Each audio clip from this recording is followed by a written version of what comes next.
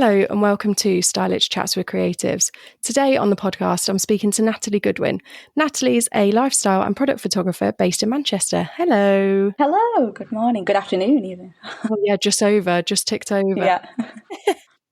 How are you? You good? I'm good, thank you. I'm very good. Are you good, Charlotte? Yes, I'm good today. A little bit of brain fog, so do bear with me if I'm halfway through a thought and you can see on my face. No, it's fine. It's fine. It's Sunday. It's forgivable.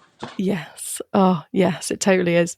So, how we met is through my Instagram page for this Chats with Creatives, and you know Holly, don't you?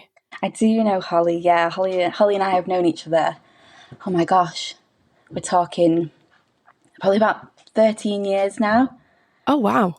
Yeah, a long time. So me and Holly have worked across in various jobs across the industry together, and we've stayed really close friends. So yeah, it's weird who you know, isn't it, in the industry? Like, people's paths cross so often. Yeah, it's such a small industry, and I think even when we've come from down south up here, I still know people that I knew down south. Yeah. And you're like, oh, yeah. I think it's just always a really good position to be in as well, because no matter, say, what job you're on, I always think, I'll try and remember that person, because you don't know when you're going to meet them again and what line of work. Like, there's been so many incidences like that where, yeah, I've just 10 years later, I've been like, oh, yeah, we used to work together. So, I think it's a really good thing. Yeah, I think so. I think up here it's so friendly as well, the industry. It's like everybody's like, oh, have you met so-and-so? Have you met so-and-so? And you get on with this person and you get on with this person. And I think it's just so friendly. It's so nice. It is nice as well. And I always know of people, through other people, or through LinkedIn as well. And you're like, oh, yeah, I know that person. Like, all the people that have been on your podcast, I'm like, oh yeah, I know such a body. Like, oh, I don't know them, and they don't know me, but I know of them. Like, I've heard the name. Yeah. It makes it easier to reach out as well if you're all on LinkedIn, or you can't do a job and you know somebody who you've seen their work and you're like, oh yeah, you can do this, or it's nice. Yeah. But it also relates to the imposter syndrome. Like I said to you, I've got such bad imposter syndrome because I've seen the people that you've had in your podcast, and I'm like, but they're professional, and I don't feel like a professional. Like, I'm a nobody. Girl, I feel you. Yeah, and I see them come up on LinkedIn. I'm like, wow, their work is amazing, and mine's not. So I feel it really bad, but everyone you speak to is the same as well, aren't they, though? Yeah, I think it's quite a big thing in the creative industry. Like, you almost compare naturally to other people because we're all such visual people and that's how we display our work. So you end up going, oh, that's really great for them, but oh, my work looks shit compared. And it doesn't. Your work looks great, but in your head you're like, oh. You're always your own biggest critic, though, aren't you? Yeah. Whenever you do something, I mean, me personally, whenever I do something, I'll be like, oh, that looks shit. That's so shit. Or I'll be happy with it on the shoot, and then you'll come back to it the next day and to edit it, and I'll be like, oh no. Yeah. Or sometimes I'll come back to it or I'll be sent the images and I'll be like, what was I thinking? But it looked different. It looked different on the camera. It looked different on screen. And what's happened? Yeah. And sometimes it's sheer panic whilst you're on the shoot because maybe you've got loads of pressure to get so many shots done and you're panicking and an idea just comes to your head. Because this happened to me literally last week before, and we were getting pushed for these shoots and I was just like, well, I'm just going to have to do something, and did it. And I don't think it's going to be the best shot. And you're like, the best shot of the day isn't even that great, and I don't want to show anyone the yeah, exactly. This is a reshoot waiting to happen. And then that's when the client goes, I really love all these shots, and you're like, oh, okay, great, cool. Great. Even my worst work looks great to somebody else. To the untrained eye, it looks great, but to my critical eye, yeah, I'll be like, oh no, right, Yeah. we need to redo it. But when time is of the essence, just go with it. Just go Yeah. with it. Exactly. So how did you get into photography? Were you always like intrigued in the photography world as a kid, or how did you get into it? I think when I was about 14, 15, we're talking like just pre MySpace days. Like I'm that old. Me too. I loved obviously into my music, and I loved just looking at like magazines and just getting, you know, like the odd sort of picture coming up online. So, and I always used to take my really shitty disposable wow cameras to like gigs and stuff, and I'd be like, look at this picture I've taken, and I'd be like, oh, so like a tiny dot, a tiny dot. But I always used to take, I was always that person, like that teen that just had like the wow cameras. And then it just sort of went on to, when I went to college, I did photography. And again, before I went to college, I'd never even picked up a digital camera. It was always film. And then it just, yeah, from like college and doing terrible college projects to going on to do it at uni, doing terrible uni projects. And here we are. It's just a hobby that's gone too far, to be honest. It's gone too far now. It used to be fun. That's hilarious. Because you've just hit the nail on the head, because that's how I feel sometimes. It is though, isn't it? Sometimes, you know, it used to be so fun and so creative, but now, you know, you've got the pressures of briefs and deadlines, and you do just think it's just a hobby that's gone too far. But yeah, no, I did photography at uni, and I was very much interested in fashion.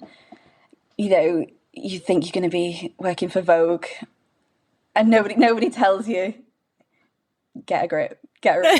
And obviously there are people who make it that far, but nobody sat me down and was like, girl, you're never going to work for Vogue. Just nobody wanted to squash your dreams. No. Like, I do remember saying, like, I'm going to go and get an internship at Vogue. They should have warned me, you're not. So when I left uni, you know, you just fly out applications everywhere, like, oh, in for a penny, in for a pound. Like, I'll apply for studio manager. Yeah, go on then. But I ended up working on the cruise ships. Ah, cool. That's how that happened. So, and I feel like I know loads of other photographers who have done that. Like, obviously, I know the ones who I've worked with, but then I've gone on to jobs in the industry, and you know, you tell people about yourself, and it's like, oh, I used to work on a cruise ship. Oh, I feel like that was the done thing. Yeah. Back then, maybe not so much now. How did you find the cruise ships? Like, I absolutely am terrified of big ships, big machinery. It's not something I'd ever want to do. So tell me how good it was. Try and persuade me that cruise ships are good. It was not good.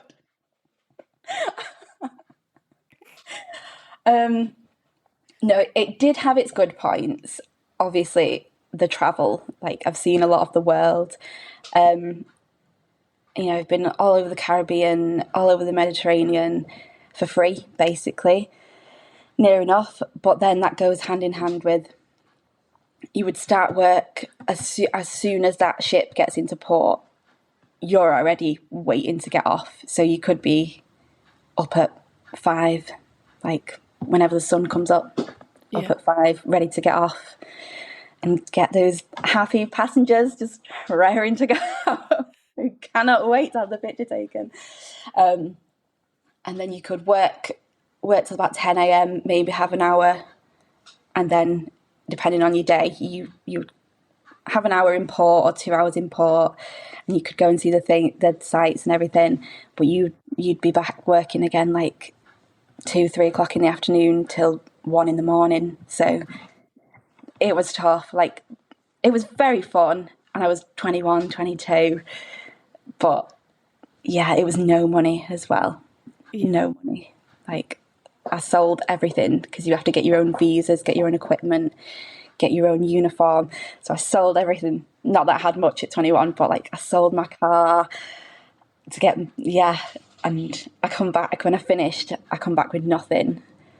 So apart from some nice pictures of nice places. Yeah. But that's quite a commitment. I didn't realise that they didn't put anything forward for you, like visas and stuff. No.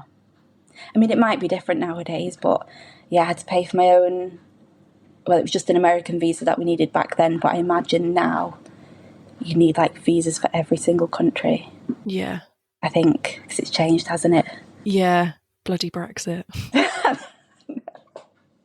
So I can't go on holiday. Yeah, Go to Wales. I feel you. So that's really interesting. Did you have to take pictures of people? I imagine they, like, some things were like evening things where people dressed up in like their penguin suits and stuff. Yeah. And then was it just like wandering around the ship, just taking random pictures of people, or were you set up in like one location? Or no, there was just like different shoots that you had to do. So you had to get the passengers like coming off the boat, like in the port. So you'd get them, depending on how nice the port was, you'd get them like, oh, this is Grenada or this is Barbados, and they'd just be like, honest. They'd just be like, fuck off.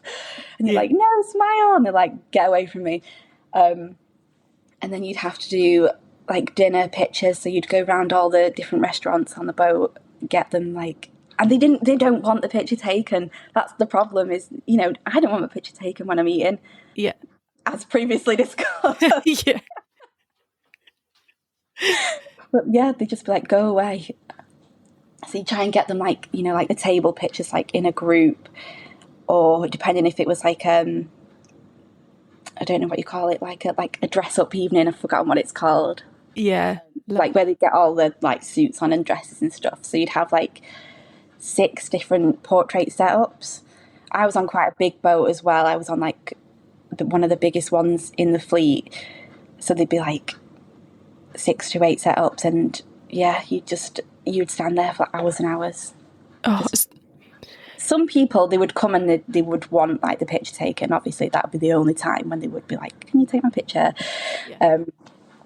But yeah, some of the like setups were horrendous. They'd have like, all the really polystyrene props of like, this is Greece, but it was just like a polystyrene like steps and stuff that you'd have to try and like get them to wobble up. It was so unsafe, honestly. Like how they got away with it, health and safety wise, like it was really unsafe. Oh my god! Rock, the polystyrene steps would rock, and like all the flowers and the fake flowers. Oh, just yeah, it was really fun. I recommend it. Do it. It sounds. Don't read the Glassdoor review that I left for the. It sounds like, when you go to prom and then there's a prom photographer there, like, it sounds like you've just got to funnel people through. And then like you say, like when you're at a wedding or something and the photographer's coming round and you're like halfway through eating something, you're like, oh, brilliant. Yeah. Brilliant. There's my missing person picture. Great. Thanks. Yeah. It must have been so hard. So were you then like trying to sell the images as well? Yeah. Oh. Yeah. And then you always get that person who's like, I've got my own camera. Like, I'll just, come and take a picture on your set. And you're like, no, please don't do that, sir. Like, please get off. And yeah, people are just horrible, aren't they? Like, people can be quite abusive.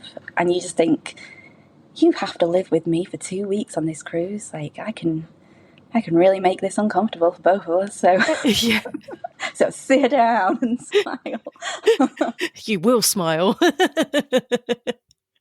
But no, you get to like know pretty quickly like who to avoid. Yeah. And who. I always tried to make friends with like couples on certain cruises, and they'd look after you and they'd buy stuff and they'd be like, do you want anything? I'm like, oh, that's cute. I cry. Yeah. A break. Yeah. 6 hours sleep. That's all I want. Yeah. I can't imagine, like, I'm really shit at selling stuff. Like, when So am I. I, So am I. I'd be like, sure, you don't want it, no worries. No skin off my nose. I ain't going to push you to buy it. That is exactly me. I'm like, do you want to buy this bit? Like, you had to try and sell like a book, like a proper printed and like bound book to them, which was like £200. I know. So you try, and they'd get like all the pictures in this book, and there'd be like information of all the ports that they went to. But I mean, some people went for it. Like, there was like 3,000 passengers, and I'd say you'd probably get like 50 people that'd go for it. But wow. Yeah, but I think I used to sell like one a cruise. And that'd be good. Be like, do you want this? No, me neither. Yeah. I mean, can you imagine then going to your auntie and uncle's house and they're like, we've just been on this cruise, sit down, we've got a book for you to look at. It's tough. It's a tough gig. Yeah. I admire that you could stick it out for as long as you did. I wouldn't have been able to stick it out. I didn't stick it out that long, to be fair. I think I just did the one contract, which was about 8 months. But some people, like, I knew people that had been on it for like 10 years. Yeah. Wow. I know. When you said 8 months, I was like, oof, I'd be able to manage 2 weeks. Yeah. Jeepers. Like 8 months. It was 8 months without going home. Yeah. Without seeing my family or anything. And it was like 2010, 2011. So we didn't, I don't know. I mean, it's definitely changed now, but I used to call home once every 2 weeks because you weren't allowed on Skype because it like took up all the bandwidth for the ship. Oh, yeah. So you couldn't use Skype or anything like that. So I used to phone home, and they'd be like, you know, when you phone abroad and there'd be like a bit of a delay. Yeah. You'd be like shouting like, hi, Dad. And then, okay, like he'd reply. So it just, yeah. Oh. So I don't know how people do it for like a long, like, life. Yeah. And that's too long. Because even like after 8 months, it was like you'd been like taken out of the world. Like, I hadn't heard any like new release music, and like new people had come on board and be like, oh, have you heard Rihanna's like latest album? And I'd be like, no. And they're like, no way. Like, not a clue. I'm still living in 2008.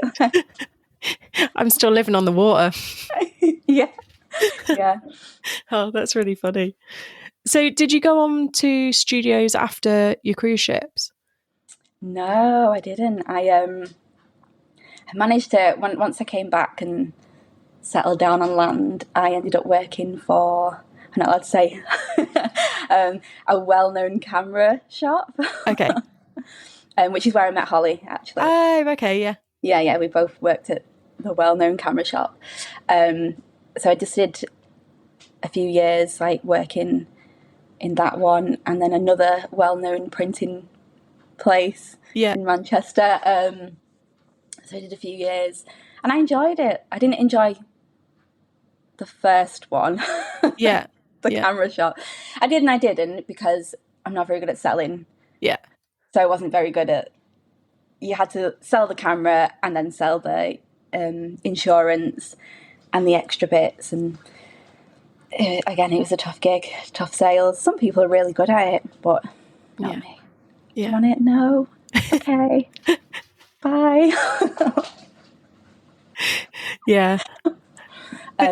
Did you get quite technical knowledge from there, though, because you're handling cameras and stuff? That was the good thing, is that I learned about lenses, and I can pick up any camera and off I go with it, whether it's Canon, Nikon, Sony, Pentax. I can pick any of them up and just find my way around it. So I'm not precious about like what camera I use. But yeah, I learned loads, and because I was working with other like experienced salespeople, photographers, like I did learn absolute loads there. So no regrets, I suppose. And I met like people that I'm still friends with. So. Yeah.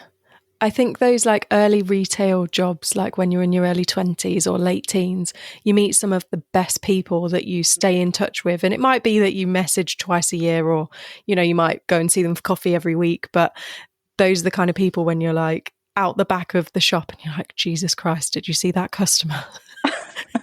And you just have this some sort of like trauma bonding. Yeah, definitely. I mean, one particular day sticks in mind of when I was at the camera shop, and it was a Sunday morning, and because it was in Manchester Centre, someone had kindly vomited all down the window. Oh. And everyone was like, I'm not cleaning it up. And I was like, you know what? I'll clean it up if I can finish an hour early. And they were like, yeah, you can clean it up. And I was like, right, see ya. Scrubbing the sick off the window. This is life. This is living. That's amazing bartering skills, though. Well, it's either that or it stays there all day. Yeah, I suppose so. Yeah. So did you then go on to studios after that, or what's the rest of your journey? After I worked in the camera shop, printing shop, I went to work in an office actually for about 6 months and hated it, and just walked out one day. Honestly, I was just like, I'm leaving, I'm going, I'm gone, see ya. Yeah. And they were like, what are you going to do? And I was like, what I want to do. Take pictures. I was like, this is not for me. Like, I know what I should be doing. So luckily, I knew people that worked at well-known fast fashion companies. Yeah. The one based in Manchester. Yeah. So they were like, we'll get you a job here. So that's how I started, like in actual proper studios. It was just still life photography. Yeah. You know, but it opened so many doors. So I did about a year or two at Place, well-known fast fashion company. Which, yeah, like again, ended up working with Holly there. Yeah. And my friend Stephen, and just met loads of really good sound people. Like I do think it is. I never thought it was a bad place to work. Like I enjoyed my days. Like, yeah. You knew what you had to do. You come in and do it. Yeah. And I learnt loads there too. Yeah. And I think some places like that, because I worked in somewhere kind of similar but down south, sometimes they're a baptism of pure fire. Mm-hmm. And I think it depends who is around you as well to make it feel more relaxed and more like less intense. Yeah, definitely.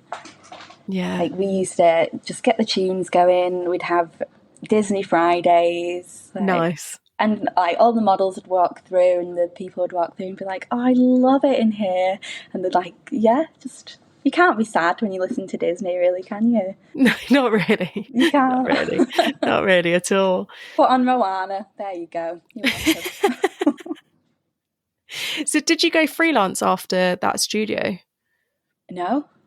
Do you know what? I've never been like fully freelance. Oh, really? Yeah. I don't know why I assumed you were freelance. Mm-mm. Oh. No, I know. I've always worked. Yeah, like I'm too chicken to go like fully freelance. I've got bills to pay. Yeah, I understand. So are you still at the same place now as when you left the fast fashion place? No, I've had a couple of jobs. I worked at another fashion place for about 3 years, which again was just like still life, mannequins and bags and shoes and stuff. Yeah. And that was like during COVID. Oh yeah.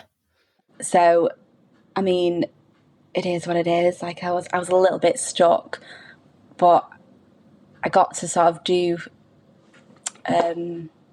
like a little bit of creative stuff. So I sort of slowly built my portfolio, and then I'd applied for loads of jobs, and yeah, I got it's funny actually, I got interviewed by an old colleague who I used to work with at Camera Shop.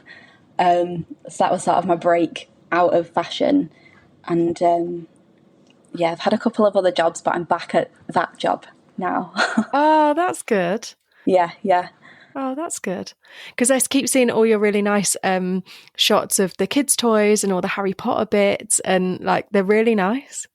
Oh, thank you. Yeah, it's such a wide variety of product that they do, like at my current job, that it makes it really interesting. Like every day, every shoot is different because there's so many brands, and we do licensed product as well.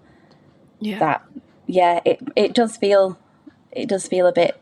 I suppose I could understand why you thought I was freelance, but I mean I do pick up the odd bit of freelance work, which is sort of dotted into my portfolio as well. But for the most part, it's for my current job, which I enjoy.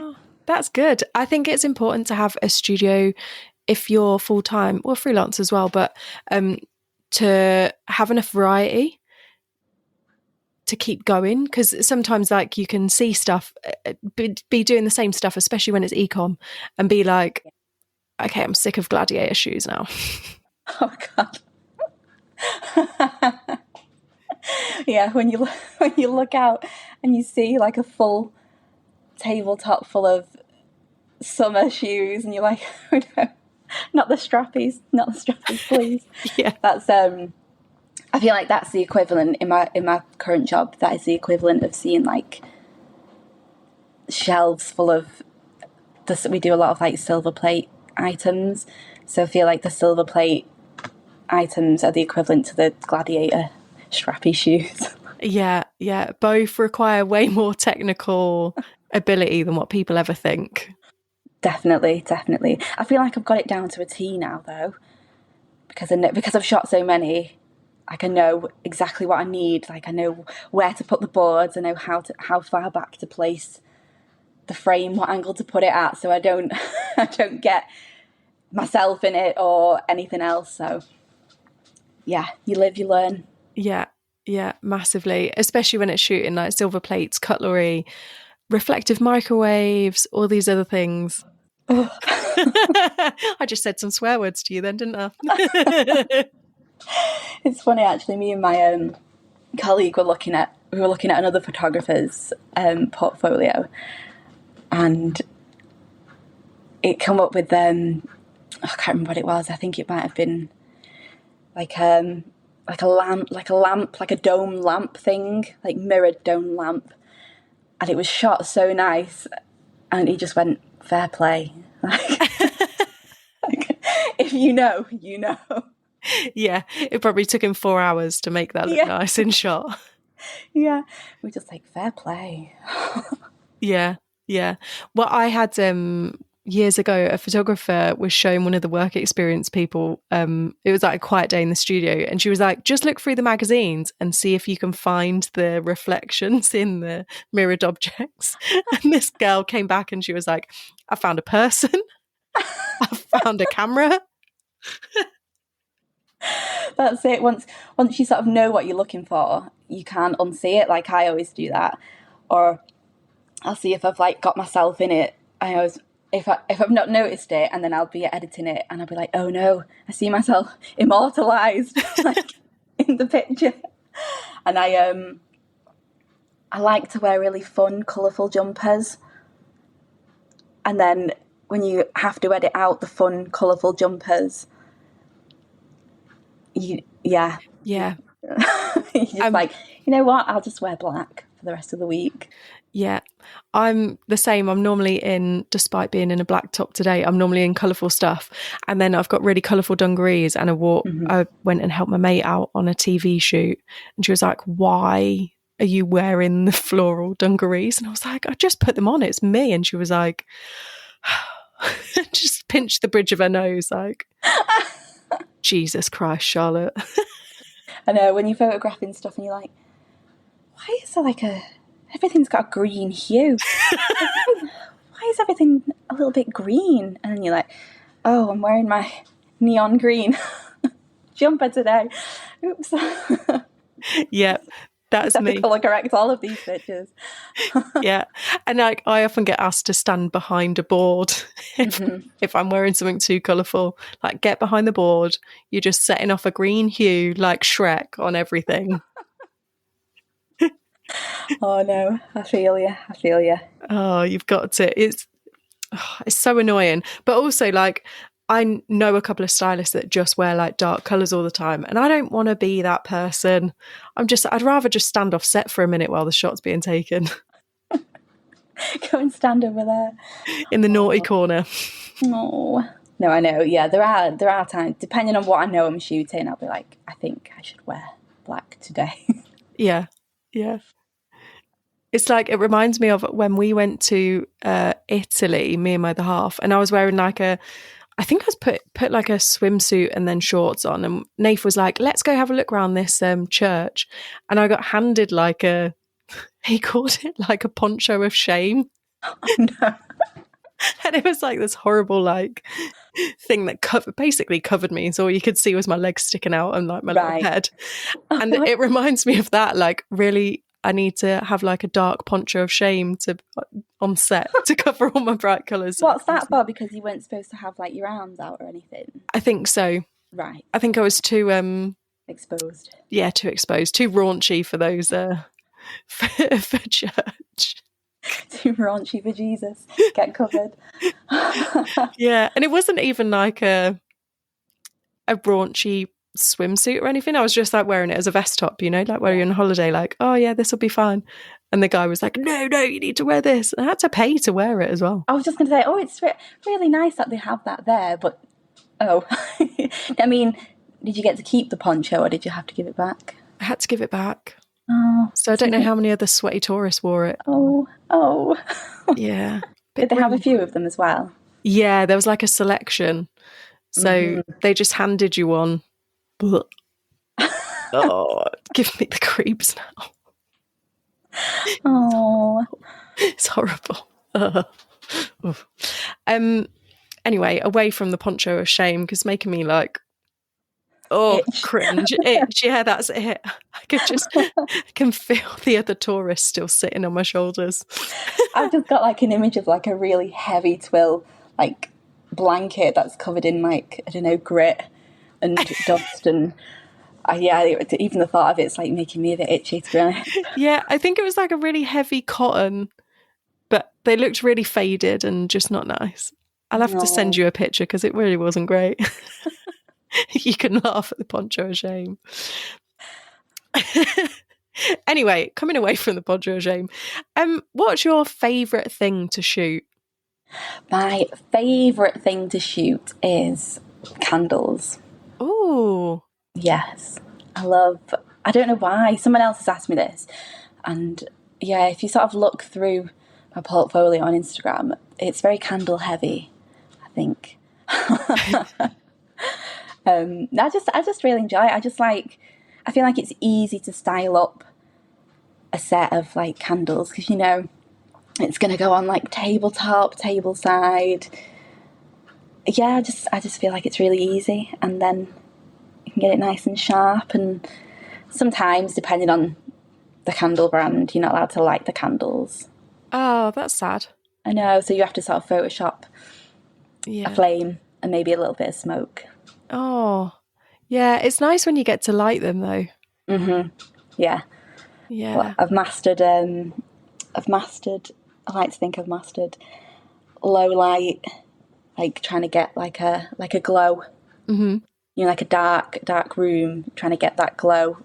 Like I feel like I've mastered exposures with that. Yeah, it takes time, doesn't it? Those exposures. Mm-hmm, definitely. We do a lot of sort of light up items at my current job, and they always want it like, oh, can you photograph it lit up? I want to see it lit up, and I'm like, oh, of course you do. So it's not easy. Like when you've got your normal setup, which is to make everything as bright as possible, but then you have to show the light up thing. So yeah, I've mastered that. But no, I really enjoy it. Weirdly, just candles. Nice. Do you have to style a little bit yourself as well? on your I shoot? do, yeah. Sometimes, depending on the shoot, we might get a stylist in, which is always better. And it's more fun then because you get to work with someone. But for the most part, like for the smaller brands, yeah, I have to style it myself. Do you enjoy styling? It depends what it is, really. If it's something really tricky, then no. Yeah. I just think there's professional people who are, this is their job and they can do things straight away. Whereas it might take me like 20 minutes, half an hour to get what somebody could do like instantly. So I do really, really value like the work of stylists. Yeah. Sometimes, though, it takes us ages to get stuff because sometimes people will come to you and be like, these tea towels, can you make them look like they're not natural, like they're natural, but they're not? But then can you have a little bit of creasing, but not too much creasing? And can you get it? And you're like, let me just waft it a little bit, put it down and see what See happens. how it falls. Yeah, Yeah. see how it falls. Yeah, there's like, I don't know, I always second guess myself. And then you think, am I overstyling it? Have I tweaked the tea towel or the cloth too many times now that it just looks like placed? Yeah. Do you know what I mean? Yeah. Like, does it just look too false? But I don't know, you can overthink things forever, can't you? Yeah. Definitely when it's creative, because you can look at it and then sometimes I have to step away because otherwise I'm just going to make it look worse. And there's a point where it looks really good. Yeah, definitely. And you're like, oh, it was good like 2 or 3 tweaks ago, and now we've ruined it. Yeah. And now I've got to start again. Yeah. And you'll never get it back to that perfect shot. Yeah. I always, when going through on capture, I'll be like, right, style that one. And then we'll just move it a little bit and see but then we've always got the safety shot there as well. Yes. Yes. Love a good safety shot. Yeah. We've got Christmas coming up in the next few weeks shooting. And last year we had, my friend was working with us who's a stylist. So it was so much fun and we smashed through it. Whereas this year I don't think we're going to get anyone in. So I'm going to really feel it. Yeah. Doing like all the Christmas sets. So I'm hoping I can use the things I have learned to get through it. I don't think it'll look as good though. Christmas is a hard one as well. Yeah. There's so much. We do so much Christmas. There's a lot of light up. A lot of shiny things. Baubles. Oh my God. Bauble hell. Oh, yeah. And then it always makes me laugh when a client will be like, we want all the baubles to sit in exactly the same place on the tree. And my thing is, if they're not reflective, why are they not just cut out and dropped on a template of the tree? Like, I didn't even think about that. That's a good idea. Like, just to go backwards and forwards with the client and be like, I've moved it a millimetre when it doesn't even really need to be on the tree. I'm not trying to put myself out of work here, but I know that there's several stylists behind me who are like, yeah, I know that job and that job's annoying. Yeah, but it has to be in like exactly the same place each time. And you're like, oh no, the branch has moved. Yeah, or the baubles weigh more and then it drops down, or the baubles are bigger so you can't put them in the exact same place, and just, oh, heaven. Oh. Yay, looking forward to Christmas now. I've just carted a Christmas tree around Leeds and the Peak District this week for Christmas shoots and bags of Christmas stuff.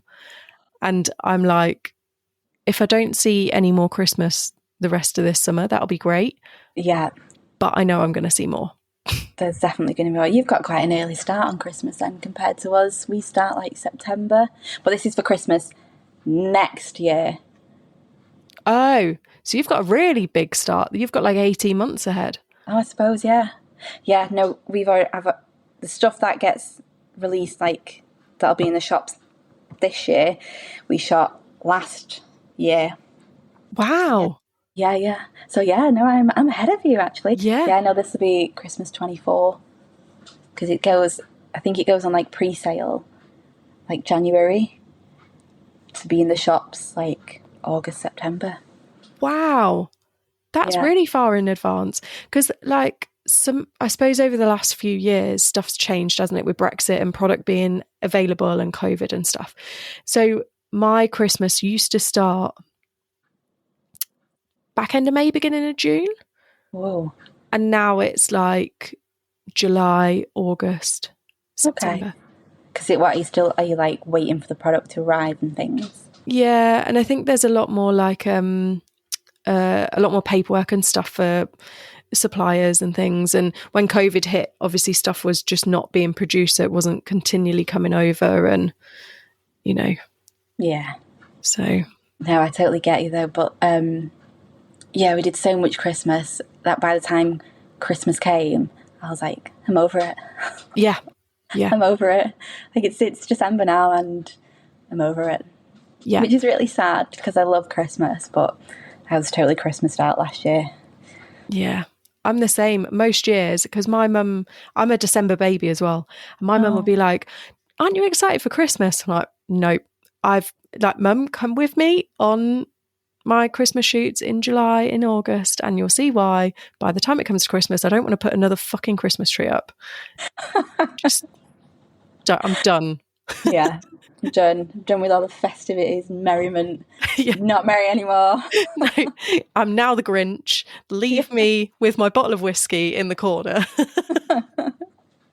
To enjoy Christmas my way. Yeah. Give me a Baileys. Yeah. Leave me alone. Yeah. But I actually like really love like the kitsch vintage Christmases. You know, they're like crazy 90s style Christmas. Like that's my bag. Yeah, I love that. I was looking at old Christmas pictures actually the other week with like, like the bubbly decorations, like the plastic bubbly things that would go on the wall. Yeah.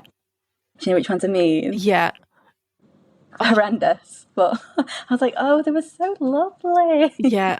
And I used to love, which actually we've just inherited a box full of those, like they're not garlands, but like they'd lay flat and then you'd pull them out and they'd go like in, I'm trying to describe it, kind of like not a paper chain, but they'd be like metallic and lots of different shapes. And we've inherited a box of stuff that wasn't even opened and it's still got the stickers on from the late 90s. Nice. Does it smell like the 90s as well? Like when you smell it, does it smell musty? Yes. Oh yeah. Yeah. Completely. Completely.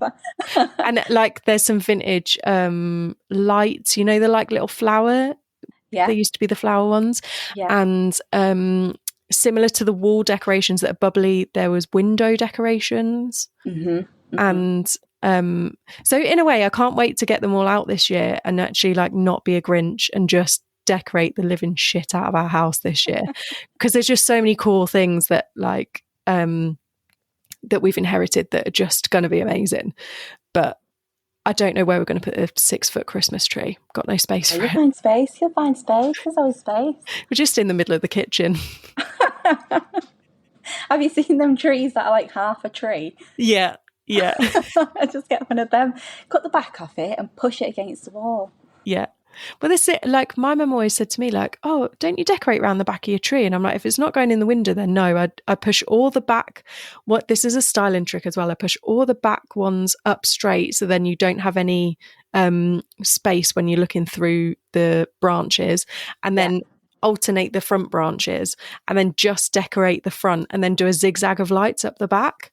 And she's like, that's cheating. I'm like, no one sees the decorations on the back. I've now made the tree look better because all the decorations are on the front. And, you know, but yeah, it's finding the space for a tree. I know a friend does a Christmas twig. So she has like a really big branch and does it for Easter as well. Oh, that's cool. Yeah, I like that. But the twig sounds a bit sad. Yeah, maybe twig's the wrong word. Maybe it's branch. It's pretty big. Okay. But, yeah.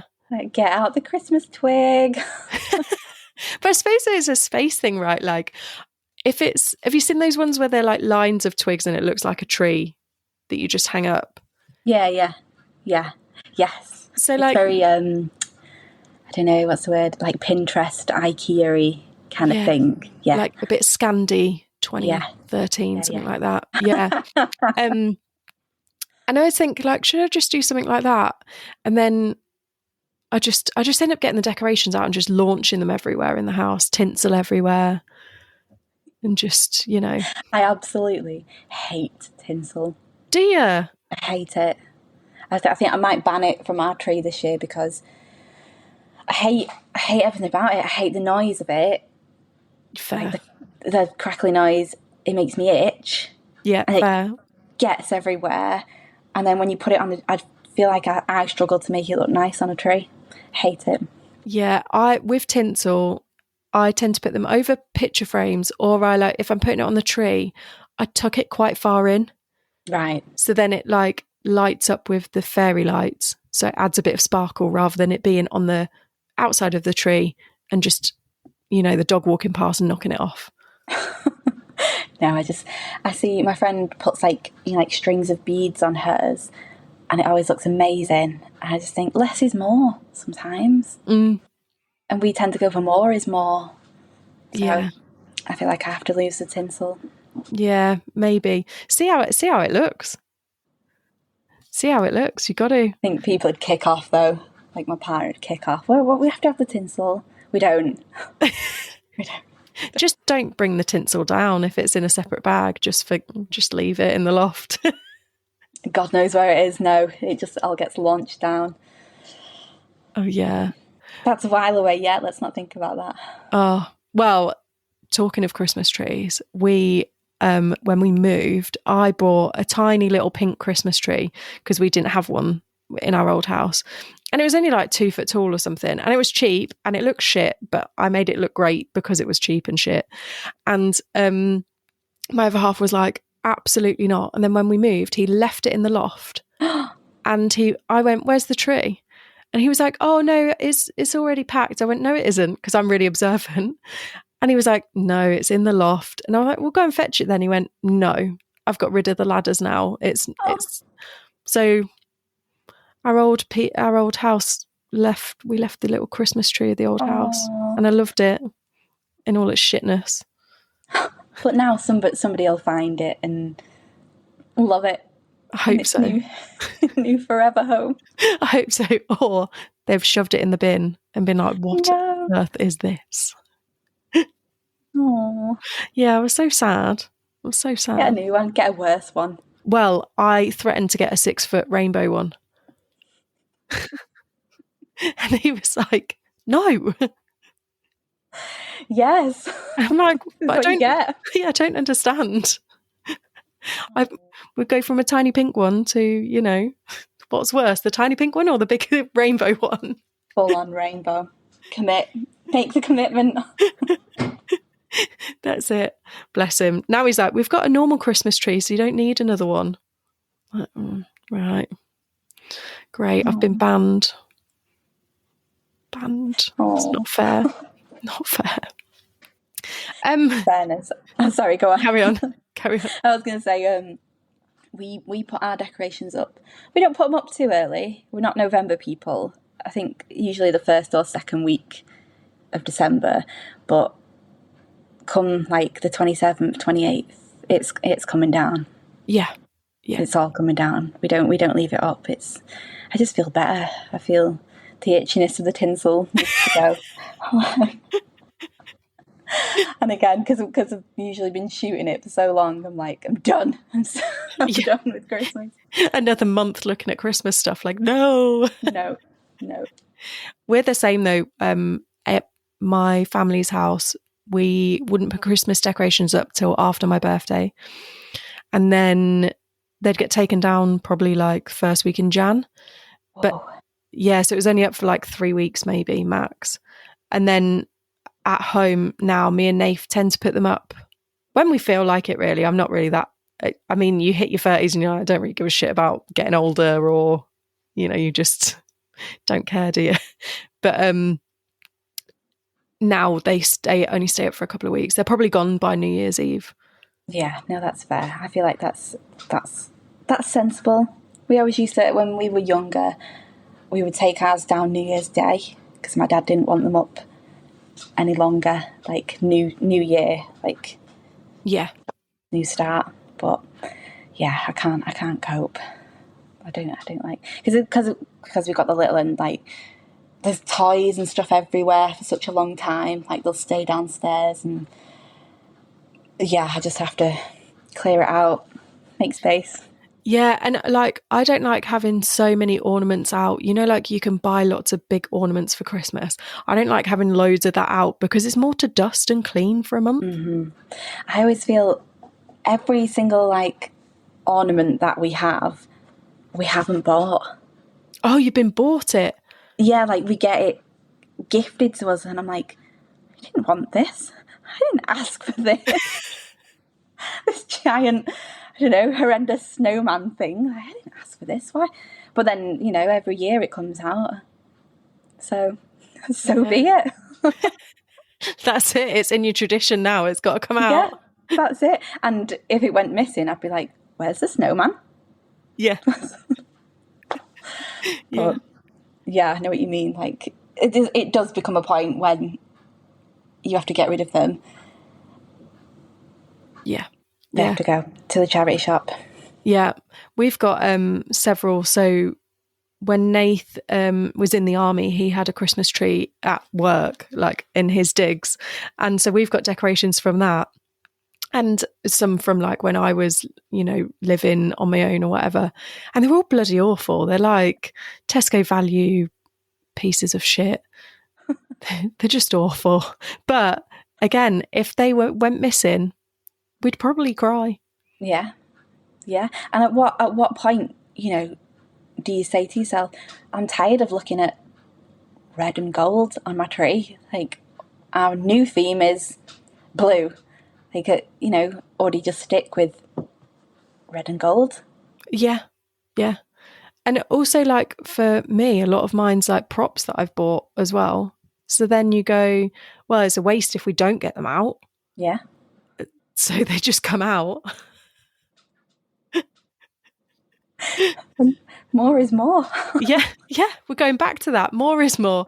And, it's the 90s way. It's the 90s way. It is the 90s way. Oh. We always have the conversation as well every Christmas of, the Quality Street tins. Yeah. Remember how deep they used to be? Yeah. When you'd put your arm in and you'd be like elbow deep in sweets, and now you're like, what is this? It's nothing. Wouldn't fit One a sewing. layer. Yeah, would not fit a sewing kit in them now. No, absolutely not. Absolutely not. No, it upsets me each year at how small they are. It's so bad. I think my mum and dad live in France, and they were saying at Christmas, the sweets, there's like a sugar tax in France, and the sweets are so expensive. Like a tin of Quality Street is like quadruple the price of what we pay over here. Wow, no way. Yeah.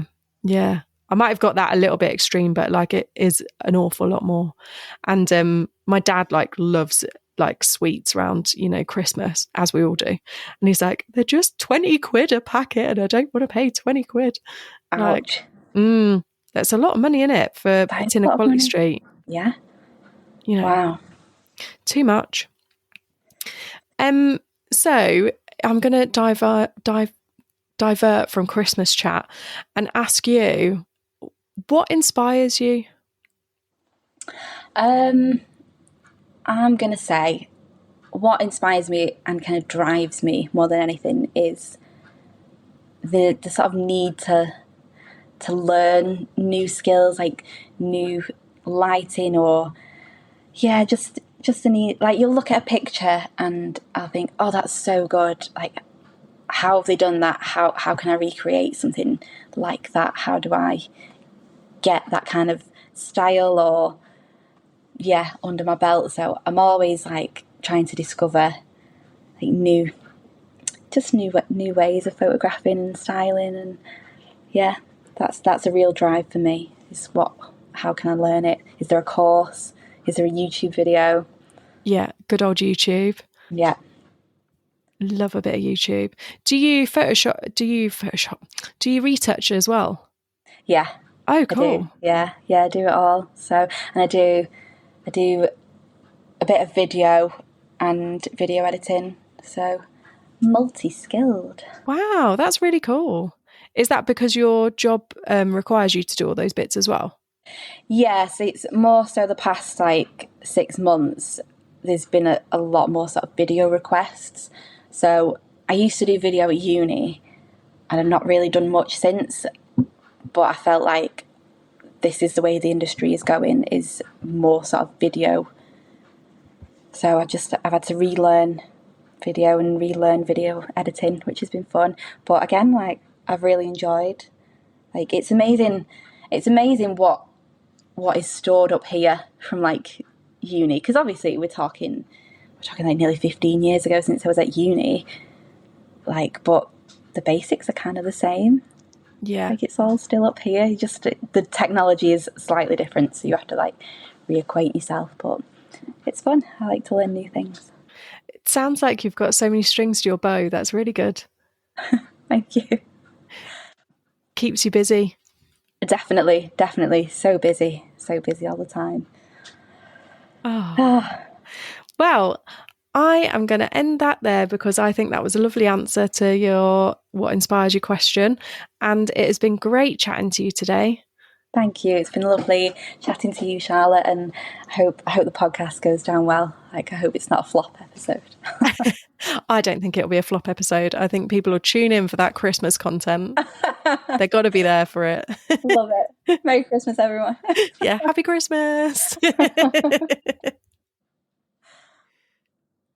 Thank you for listening to this week's episode. I hope you enjoyed it. Please rate, follow and share, as it really helps this little podcast out. And if you have found value in the podcast and you have the means to, I do have a Buy Me a Coffee link in the show notes. This will help keep the podcast going. Join me next week for another fantastic guest. Bye!